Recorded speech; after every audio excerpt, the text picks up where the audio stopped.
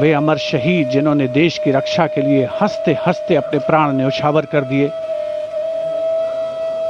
रक्षा मंत्री श्री राजनाथ सिंह माननीय प्रधानमंत्री श्री नरेंद्र मोदी का स्वागत कर रहे हैं।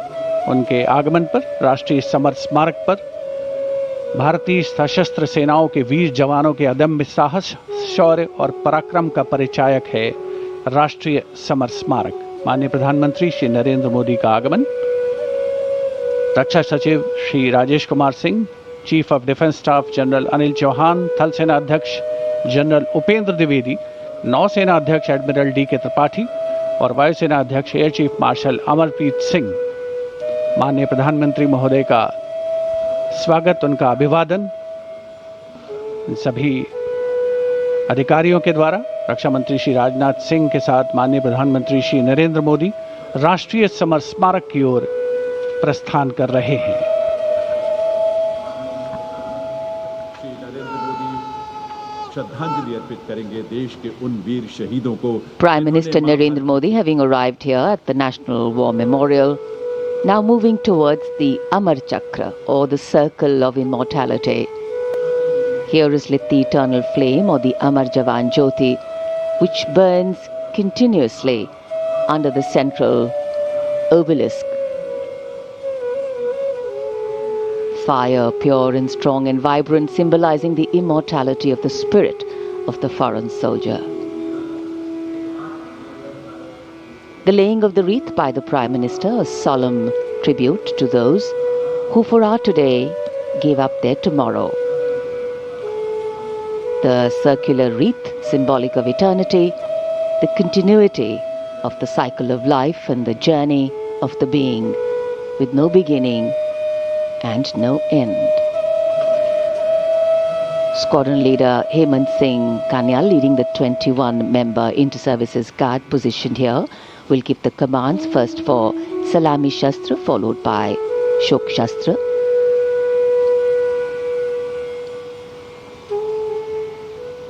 And that will be followed by 2 minutes of silence. Silence, solemn, still, tranquil. While a billion hearts beat, some now lie still, as gratitude, homage and honor call the silence, simply saying it all.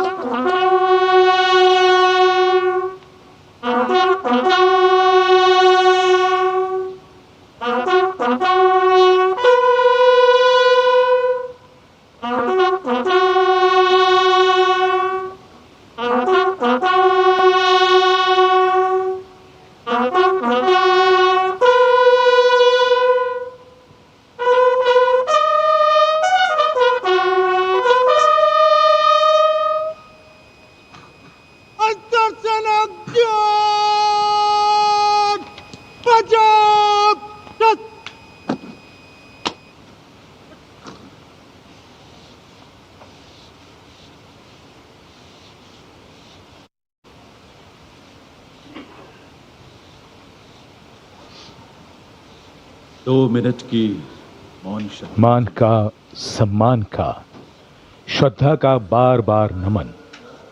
मन के भाव भावनाओं के बादल से बन जाते हैं। देश के हर पर्व पर, हर गर्व पर ये वीर शहीद सदा याद आते हैं। राष्ट्रीय समर स्मारक पर माननीय प्रधानमंत्री द्वारा अमर शहीदों को श्रद्धांजलि अर्पित की गई। भावुक कर देने वाला गौरवपूर्ण पल। याद बहुत आते हैं वो, हमेशा याद रहेगा उन वीरों का बलिदान। कैसे शब्दों में बांधें त्याग तुम्हारा, कैसे भावों के समंदर को समेटें हम, जब देखते हैं नाम तुम्हारा। तुम मुझसे परिचित न थे, मैं भी तुमसे मिला न था। तुमने जीवन दे दिया मेरे लिए, रहूं मैं सुरक्षित हरदम और मेरे जैसे सब रहे सुरक्षित ये देश हमारा। मेरा तुम्हारा रिश्ता है अटूट, हमारी मातृभूमि एक है। तुम्हारा कर्म उत्कृष्ट है, तुम्हारा बलिदान श्रेष्ठ है। The wreath-laying ceremony here at the National War Memorial, a poignant and moving one. The Prime Minister now making his way towards the digital signature book. Time, they say, is a great leveler. It gives as much as it takes away, but paradoxically leaves so much behind: memories, heroes and history. Moments like today relive, recount and recognize the past and its contribution to our today in the most time-honored way of recognizing and celebrating our heroes, their sacrifice.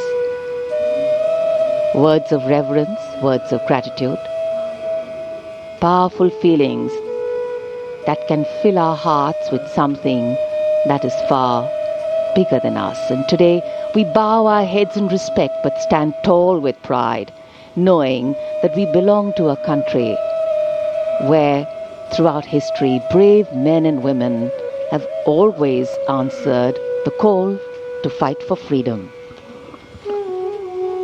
Digital पुस्तिका में विचार दर्ज हो गए हैं, परंतु हृदय के हर भाव को शब्दों में कैसे पिरोया जाए।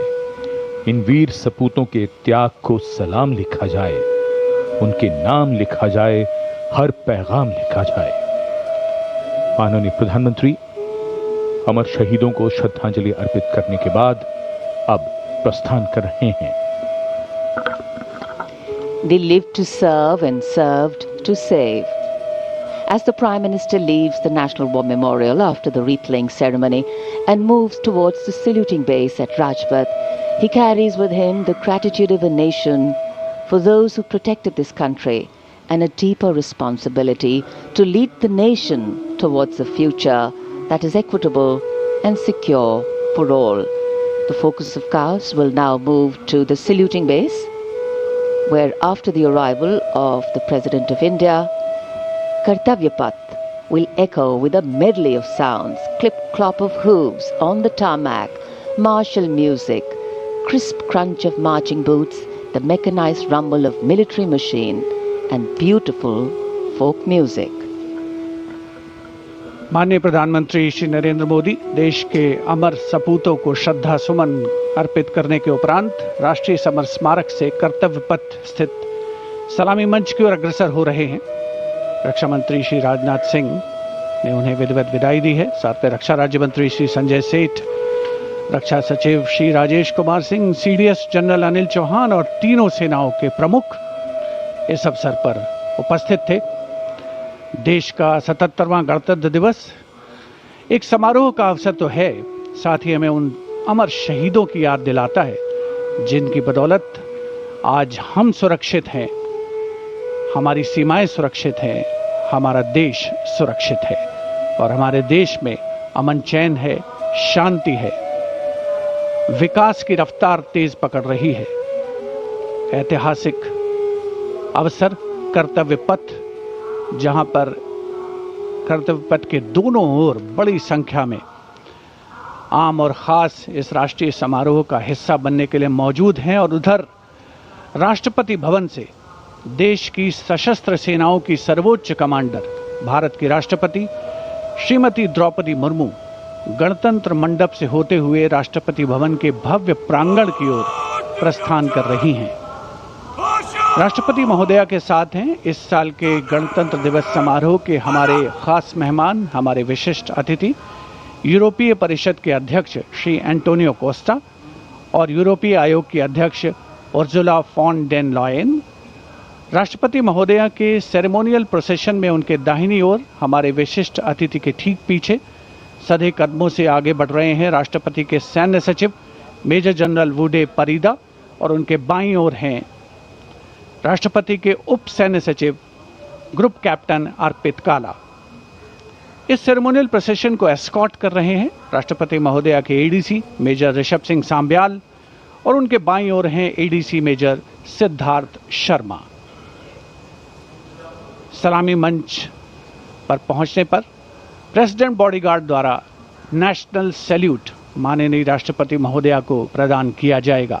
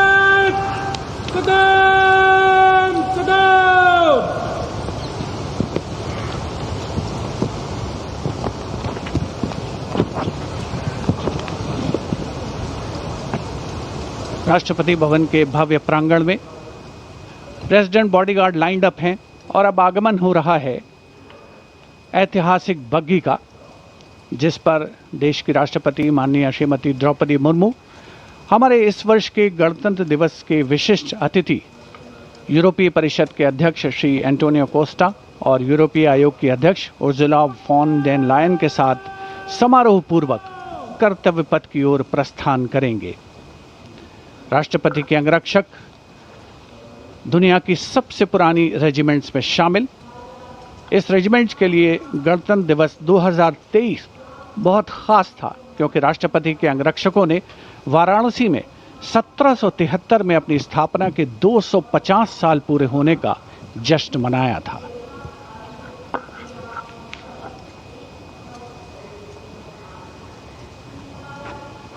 The President's bodyguard, which will escort the Supreme Commander, the President of India, to the saluting basin. This is a splendid view of the forecourt of Rashtrapati Bhavan, the official residence of the President of India.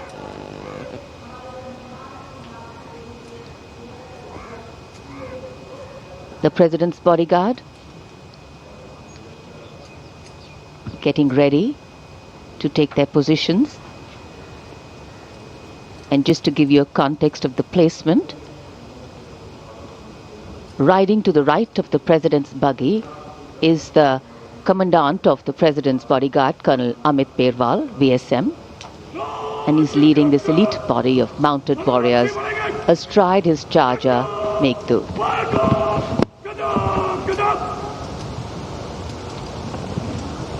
Colonel Amit Perwal gives the command, and to the left of the President's buggy will be riding the second in command, Lieutenant Colonel Angad Singh Thind, astride Arya.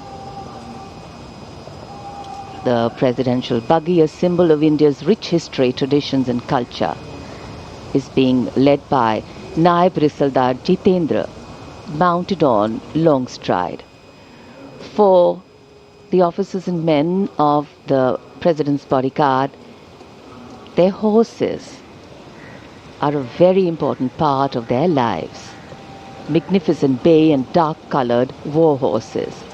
And this is the senior-most regiment of the Indian Army. Going around the 44-meter tall Jaipur column.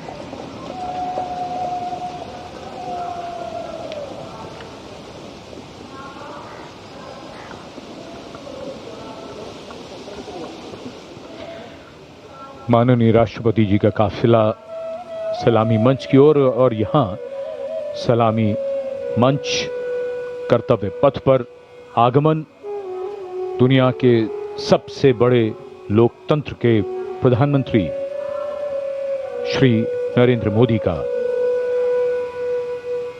उनकी अगवानी रक्षा मंत्री राजनाथ सिंह ने की।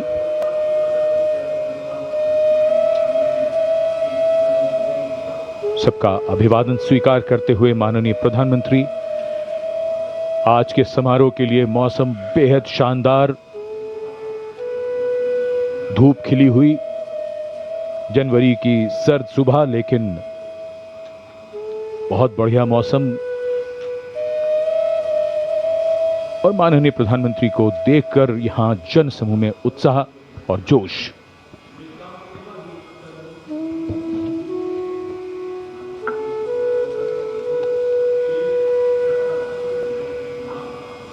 Prime Minister Narendra Modi having arrived at the saluting base, greeting people on either side of the saluting base and the enclosures.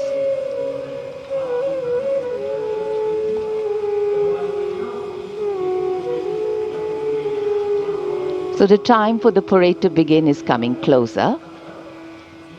We now await the arrival of the Vice President of India, and then, of course, the President of India along with our chief guests.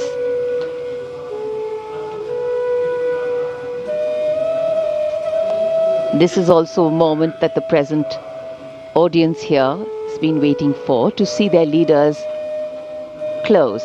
And the strains of Shubh Swagatam welcome the venue, welcome the people, welcome the dignitaries.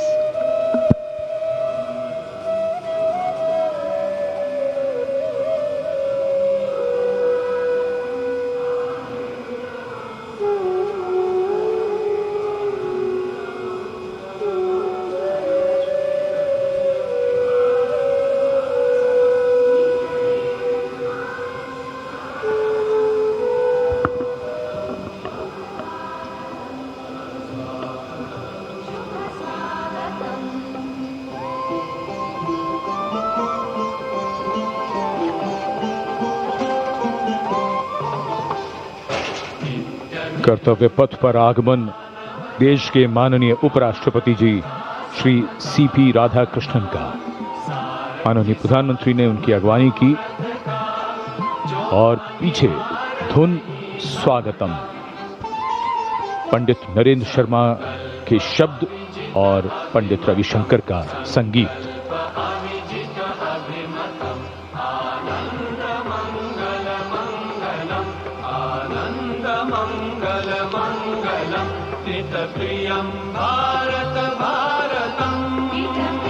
Warm handshakes, warm greetings deep respect, protocol, privilege, all on display here.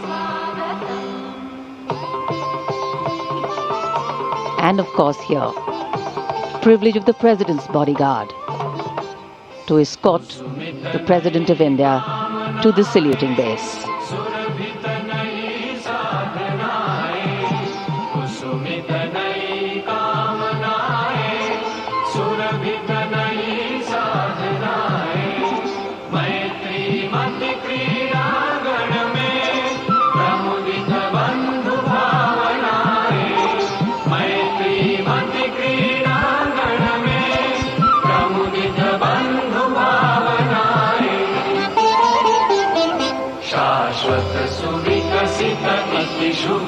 शाश्वत सुविकसित इति शुभम् आनंद मंगल मंगलम्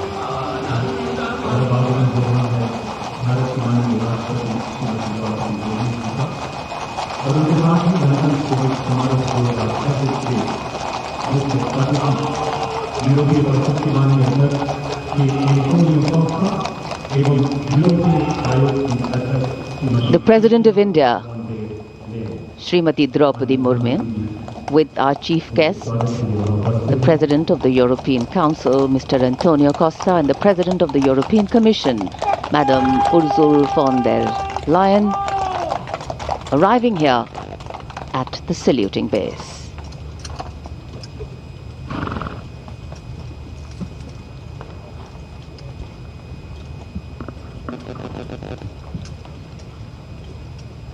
We extend a very warm welcome to President of the European Council, His Excellency, Mr.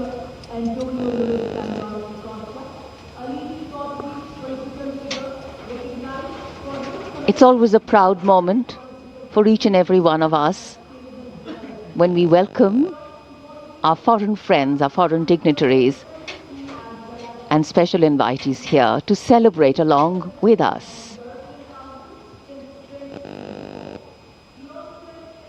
Because what else is democracy if not by the people, for the people, of the people?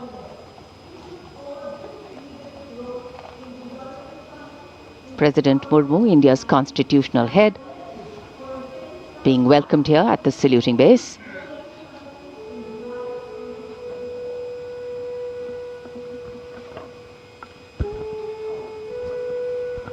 माननीय राष्ट्रपति जी और आज के समारोह के दोनों मुख्य अतिथियों के साथ अभिवादन स्वीकार करते हुए उनका परिचय कराया जा रहा है। वरिष्ठ अधिकारियों और गण्यमान्य व्यक्तियों से यूरोप और भारत के संबंधों में एक महत्वपूर्ण अवसर, बदलते परिवेश में भविष्य की ओर एक सार्थक पहल। 76 साल पहले सन 1950 को सुबह 10:30 बजे 21 तोपों की आवाज ने ऐलान किया था कि भारत अब गणराज्य बन गया है। तब से हर वर्ष ये गूंज दुनिया सुनती है।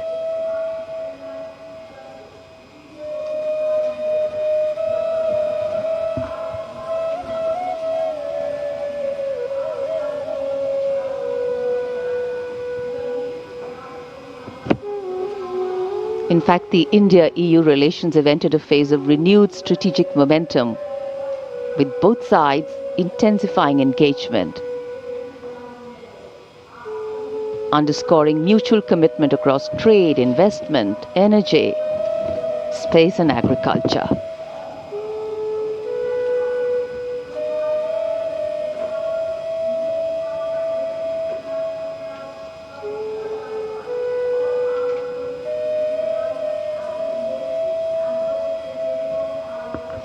President's bodyguard now getting ready for the national anthem. The moment the dignitaries have taken their places.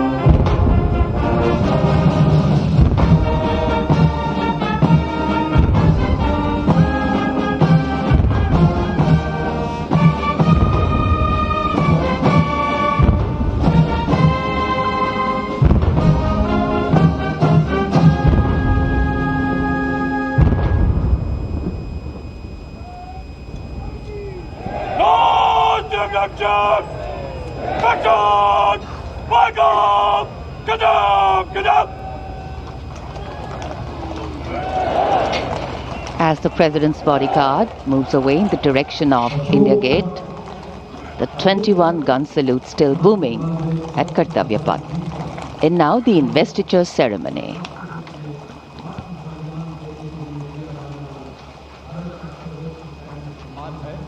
जो युद्ध के मैदान में नहीं बल्कि अन्य परिस्थितियों में शौर्य प्रदर्शन करने वाले सैनिकों और नागरिकों को प्रदान किया जाता है। सम्मानित अशोक चक्र पदक आकृति गोलाकार, पदक सोने से मढ़े कांस्य से निर्मित, पदक का व्यास 35 मिलीमीटर का, अग्रभाग पर 24 तीलियों का अशोक चक्र अंकित। यह चक्र निरंतर गतिशीलता, कर्तव्य और धर्म का प्रतीक होता है। चक्र के चारों ओर और कोई अतिरिक्त अलंकरण नहीं होता। यह उसकी सादगी और गरिमा को दर्शाता है। रिबन गहरे रंग का, मध्य रेखाएं नारंगी, हरा रंग जीवन, साहस और आशा का प्रतीक और नारंगी धारियां त्याग, बलिदान और राष्ट्र भक्ति का द्योतक। 29014 ग्रुप कैप्टन शुभांशु शुक्ला, उड़ान pilot. 29014 group captain Shubhanshu Shukla ने भारतीय वायुसेना की उड़ान शाखा में फाइटर पायलट के रूप में 17 जून 2006 को कमीशन प्राप्त किया और वर्तमान में वायुसेना मुख्यालय वायु भवन में पदस्थापित और 1 फरवरी 2020 से अंतरिक्ष संस्थान इसरो में प्रतिनियुक्त हैं।